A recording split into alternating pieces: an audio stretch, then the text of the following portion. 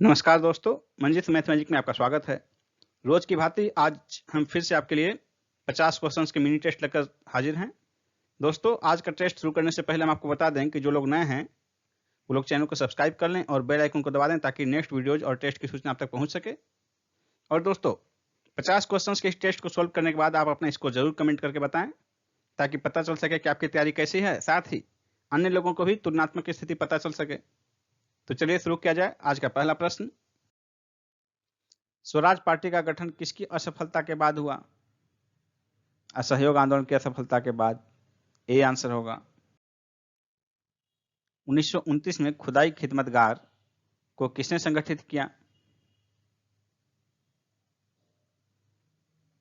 अब्दुल गफ्फार खान ने। A answer होगा। निम्नलिखित में से किस भारतीय नेता ने लंदन में प्रथम गोलमेज सम्मेलन में भाग लिया था? इसका आंसर होगा ऑप्शन ए, मौलाना मोहम्मद अली ने।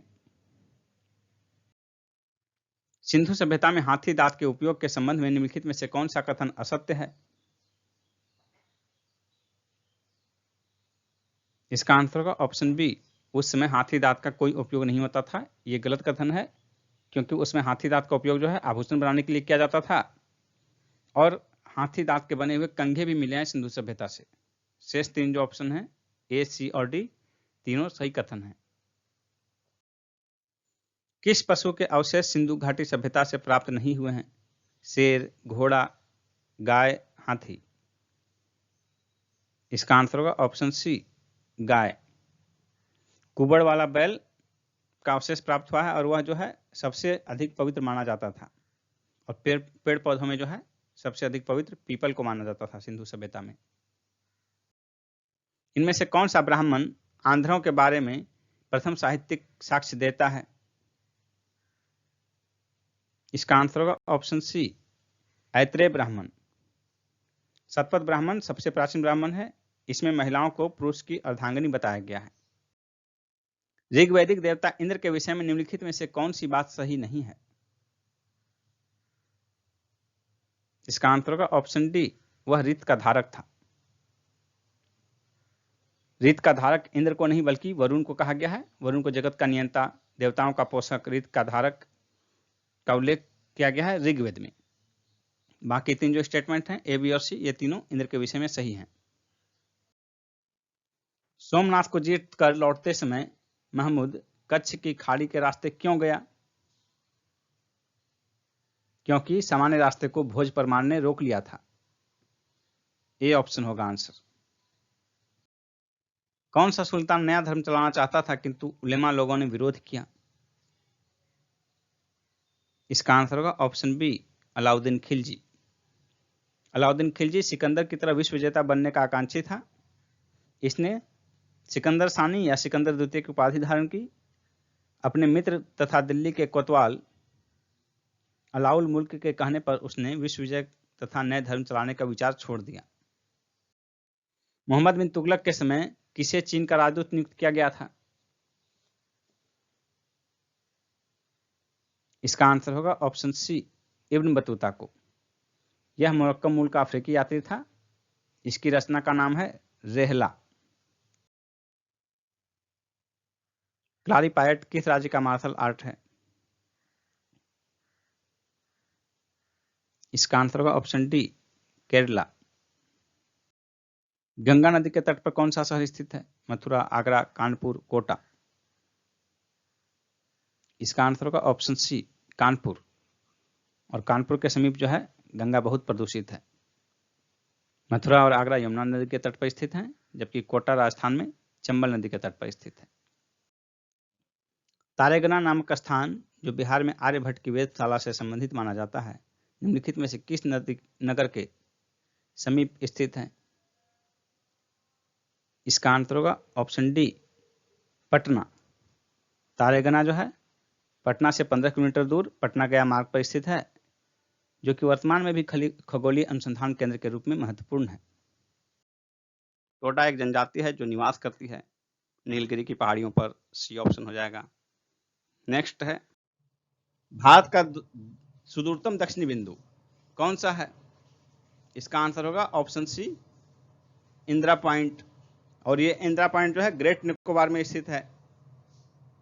नेक्स्ट क्वेश्चन है, भारत के निम्न झरनों में से सर्वाधिक ऊंचाई पर कौन सा झरना स्थित है?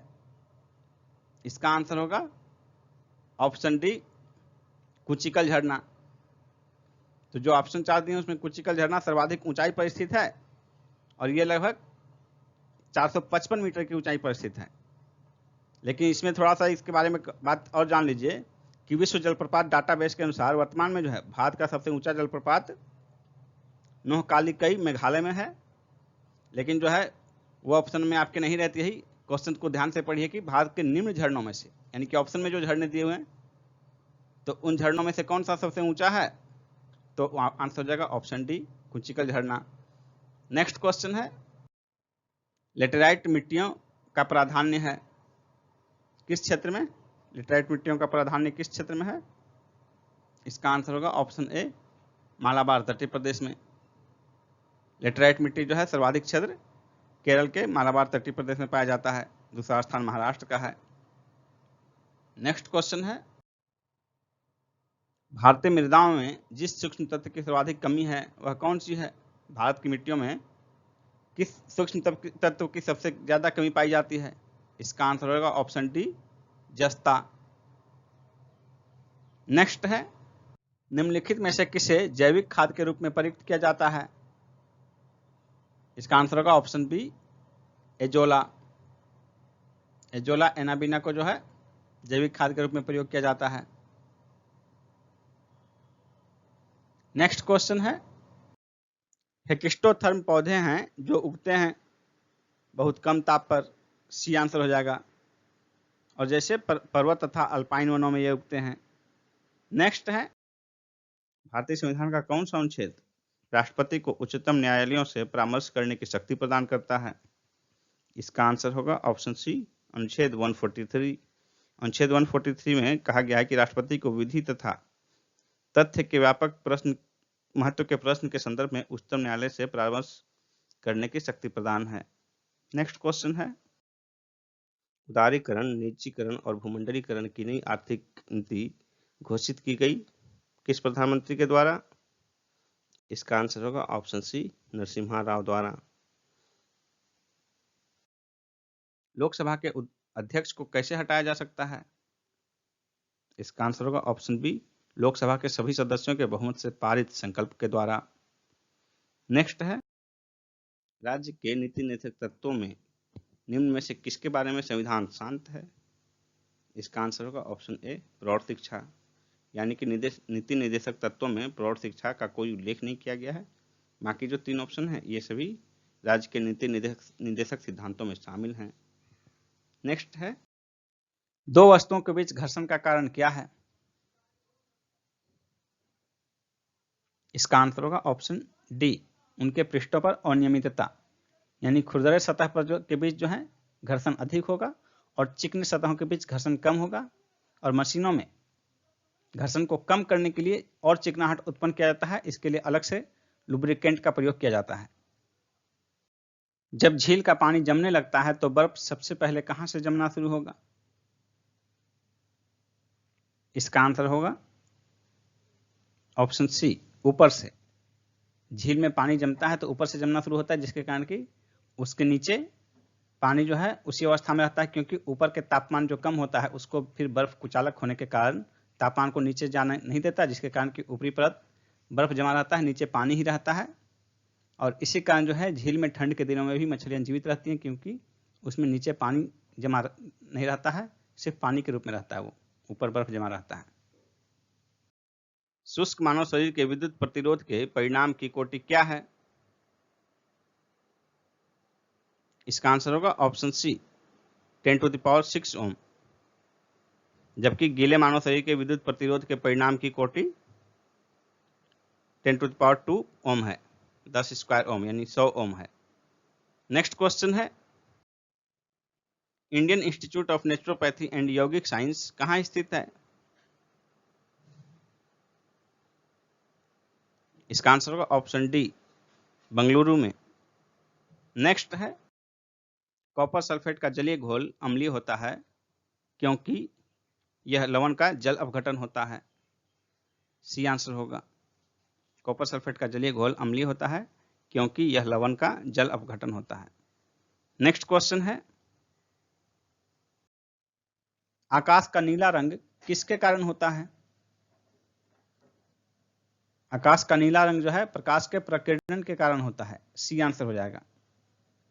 बैगनी और नीले रंग का तरंग दैर्ध्य कम होने के कारण इनका प्रकीर्णन अधिक होता है, इसलिए आकाश नीला दिखाई पड़ता है। प्रकाश की गति की तुलना में रेडियो तरंग की गति एक समान होती है। प्रकाश तरंग और रेडियो तरंग दोनों की गति एक समान होती है। आंखों में लेंस के पीछे का भाग किससे भरा होता है? इसका आंसर होगा ऑप्शन बी, कांचाभ द्रव से। समुद्र नीला प्रतीत होता है। क्यों प्रतीत होता है समुद्र नीला? इसका आंसर होगा ऑप्शन बी, आकाश के परावर्तन तथा जल के कणों द्वारा प्रकाश के प्रकीर्णन के कारण। नेक्स्ट क्वेश्चन है, निम्नलिखित में से कौन एक सर्वाधिक भंगुर पारिस्थितिकी तंत्र है जो वैश्विक तापन ग्लोबल वार्मिंग द्वारा सबसे पहले प्रभावित होगा? इसका आंसर होगा ऑप्शन ए, आर्कटिक एवं ग्रीनलैंड हिम चादर। वैश्विक तापन ग्लोबल वार्मिंग जैसे होगा उससे सीधा प्रभाव हमारे आर्कटिक एवं ग्रीनलैंड में जो बर्फ जमे हुए हैं उनके पिघलने पर पड़ेगा, और उनके पिघलने से समुद्री जलस्तर बढ़ेगा और उसका हमारे भूमि पर बहुत असर पड़ेगा। समुद्र के किनारे का स्थल जो है वो डूब जाएंगे, जिनका जलस्तर निम्न है, जिनका जलस्तर से बहुत नजदीक है समुद्री जलस्तर से जो भी भूमि, वो भूमि डूब जाएगी समुद्र में। भारत के कुल भौगोलिक क्षेत्र में सघन वनों का प्रतिशत कितना है? इसका आंसर होगा ऑप्शन सी, लगभग 12%। 12.37% सघन वन है भारत में। अति सघन वन 2.99% और मध्यम सघन वन 9.38%। निम्नलिखित में से कौन सही सुमेलित नहीं है? बांदीपुर राष्ट्रीय उद्यान कर्नाटक में सही है। मानस वन्यजीव अभयारण्य असम में, यह भी सही है। पेरियार वन्यजीव अभयारण्य केरल, यह भी सही है। सिमलीपाल राष्ट्रीय उद्यान मध्य प्रदेश, ये गलत है। सिमलीपाल जो है मध्य प्रदेश में नहीं, ओडिशा में स्थित है। उड़ीसा के मयूरगंज जिले में स्थित है ये सिमलीपाल राष्ट्रीय उद्यान, और इसकी स्थापना जो है 1980 में की गई थी। आंसर होगा ऑप्शन डी। जंगली गधों का अभयारण्य कहाँ है? इसका आंसर होगा ऑप्शन सी, गुजरात में। गुजरात में जो है कच्छ का रण, ये जंगली गधों के लिए प्रसिद्ध है। यह भारत का सबसे बड़ा वन्यजीव अभयारण्य है कच्छ का रण, जिसकी स्थापना 1972 में की गई थी, 1972 में। चिनार वन्य जीव विहार कहाँ अवस्थित है? इसका आंसर होगा ऑप्शन बी, केरल में। निम्नलिखित में से कौन वैकल्पिक ऊर्जा का सबसे बड़ा संग्रहागार है? सौर ऊर्जा आंसर होगा ऑप्शन ए। कोयला, पेट्रोल, डीजल आदि का दहन किसका मूल स्रोत है? वायु प्रदूषण का। सी आंसर होगा। किस सोशल मीडिया प्लेटफॉर्म ने आत्महत्या को रोकने के लिए देयर इज हेल्प पहल शुरू की है? ट्विटर ने। A option, Twitter. हाल ही में ईपीएफओ ने वर्ष 2019-20 के लिए 2 किस्तों में भविष्य निधि ग्राहकों को कितने प्रतिशत ब्याज का भुगतान करने का निर्णय लिया है? 8.5%। B option 8.5%। किस आईआईटी के कैंपस में केंद्रीय विद्यालय स्थापित किया जाएगा? IIT Indore. D option, IIT Indore. हाल ही में किस राज्य ने आपका मित्र नामक शैक्षणिक चैटबॉट लॉन्च किया है? इसका आंसर होगा हरियाणा। Option A, Haryana. किस राज्य ने वाटर शेड योजना प्रारंभ की है? वाटर शेड योजना कर्नाटक ने प्रारंभ की है। ए आंसर होगा कर्नाटक। पहला एक दिवसीय अंतर्राष्ट्रीय क्रिकेट मैच कब खेला गया? इसका आंसर होगा ऑप्शन बी 1971 ईस्वी में मेलबर्न में खेला गया, इंग्लैंड और ऑस्ट्रेलिया के बीच। नेक्स्ट है, एशियन गेम्स की मेजबानी करने वाला पहला देश कौन है? इसका आंसर होगा option B Bharat. Next question है, निम्न में से कौन सर्वोच्च वीरता पुरस्कार है? हमारे देश का सर्वोच्च वीरता पुरस्कार कौन सा है? इसका आंसर होगा ऑप्शन ए परमवीर चक्र। नेक्स्ट क्वेश्चन है, जैन अवेस्ता किस धर्म से जुड़ा हुआ है? जैन अवेस्ता का संबंध पारसी धर्म से है। निम्न में से किसका जन्म दिवस किसान दिवस के रूप में मनाया जाता है? चौधरी चरण सिंह। दोस्तों, यदि आप बीपीएससी की तैयारी कर रहे हो और उसका क्लास करना चाहते हो तो अनअकैडमी पर क्लासेस चल रहे हैं और नए बैच भी शुरू होने वाले हैं। देखिए, अपकमिंग बैचेज ये शुरू हो रहा है 15 दिसंबर से शुरू होने की तिथि है और ये समाप्त होगा 10 जुलाई 2021 को। विजय बीपीएससी 10 महीने का फाउंडेशन बैच है ये, प्रीलिम्स और मेंस दोनों के लिए। और देखिए, अपकमिंग बैच दूसरा है टारगेट बीपीएससी, ये भी 10 महीने का फाउंडेशन बैच है इंग्लिश में, बीपीएससी प्रीलिम्स और मेंस दोनों के लिए। इसके प्रारंभ होने की तिथि है 17 दिसंबर और ये चलेगा 10 सितंबर 2021 तक।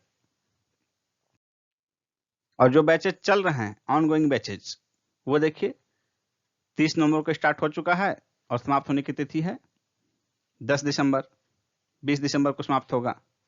दूसरा जो बैच है करंट अफेयर्स बिहार स्पेशल और मैथ के लिए, वो 28 नवंबर को शुरू हुआ है और समाप्त होने की तिथि है 20 दिसंबर को। अपकमिंग टेस्ट सीरीज देखिए, डेली T20 20 मिनट में 20 question, Monday to Friday 8 PM। लेकिन दोस्तों, सबसे पहले कि आपको अनअकैडमी ज्वाइन कैसे करना है, तो आप अनअकैडमी का ऐप डाउनलोड कीजिए। ऐप डाउनलोड करने के बाद उस पर सिलेक्ट कीजिए बीपीएससी। बीपीएससी सिलेक्ट करने के बाद देखिए आपके सामने आएगा गेट सब्सक्रिप्शन का ऑप्शन। तो कैसे सब्सक्रिप्शन प्राप्त करना है आपको, टाइप किए यहाँ बीपीएससी, फिर ये ऑप्शन आया, उसके बाद देखिए गेट सब्सक्रिप्शन यहाँ है। यहाँ आपको सब्सक्रिप्शन के लिए क्लिक कीजिएगा तो आपके सामने स्क्रीन पर आएगा। फिर आपके सामने देखिए आप कौन सा कोर्स ज्वाइन करना चाहते हैं, 1 महीने का, 3 महीने का, 6 महीने का या 12 महीने का, 24 महीने, जो भी कोर्स ज्वाइन करना चाहते हैं उसे क्लिक कीजिए। मान लीजिए आप सिलेक्ट कर रहे हैं इसे, सिलेक्ट किए, उसके बाद नीचे देखिए आएगा प्रोसीड टू पे, लेकिन उसके पहले आपको यहाँ पर एंटर करना हमारा रेफरल कोड। रेफरल कोड देखिए आपके सामने है MMM101, MMM101, ये आपका रेफरल कोड है। इसे डालने के बाद आपको 10% डिस्काउंट मिलेगा। और इस कोड का फायदा यह है कि अनअकैडमी के फ्री क्लासेस जब आप ज्वाइन करेंगे तो वहां भी आपको इस कोड का यूज करना है। बिना इस कोड को यूज किए आप फ्री क्लासेस भी ज्वाइन नहीं कर सकते हैं। आगे उसके बारे में बताया जाएगा फ्री क्लासेस के बारे में। तो जब आप यहाँ कोड डालेंगे, इस स्थान पर जब आप कोड यूज करेंगे, उसके बाद आप प्रोसीड टू पे करेंगे, उसके बाद आपके सामने होगा लाइव क्लास अटेंड करने का मौका। तो देखिए how to attend live class, इसमें आप जो भी सिलेक्ट करना है उसे सिलेक्ट करके लाइव क्लास अटेंड कर सकते हैं। व्यू पीडीएफ, आप यहाँ पीडीएफ भी देख सकते हैं। इस तरह देखिए डाउट क्लियरिंग सेशन में आप भाग ले सकते हैं। डाउट क्लियर करना आपको, देखिए यहाँ doubt clearing session. Quiz attempt कैसे करें, तो ये देखिए वीकली क्विज, आप वीकली क्विज भी अटेंड कर सकते हैं।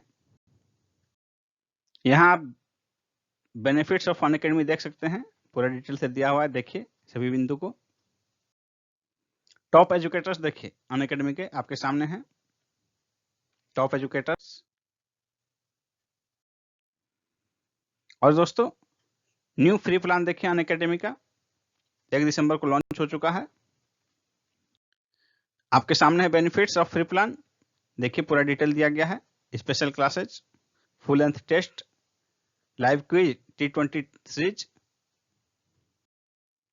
लेकिन दोस्तों, फ्री क्लासेज भी आपको ज्वाइन करने के लिए हमारा रेफरल कोड यूज करना पड़ेगा। यहाँ देखिए एंटर कोड है, यहाँ पर आपको कोड यूज करना है MMM101। इस कोड को यूज करने के बाद ही आपका एक्सेस हो पाएगा फ्री क्लासेज। यहाँ आपके सामने फ्री स्पेशल क्लासेज का डिटेल दिया हुआ है, आप देख सकते हैं डिटेल से।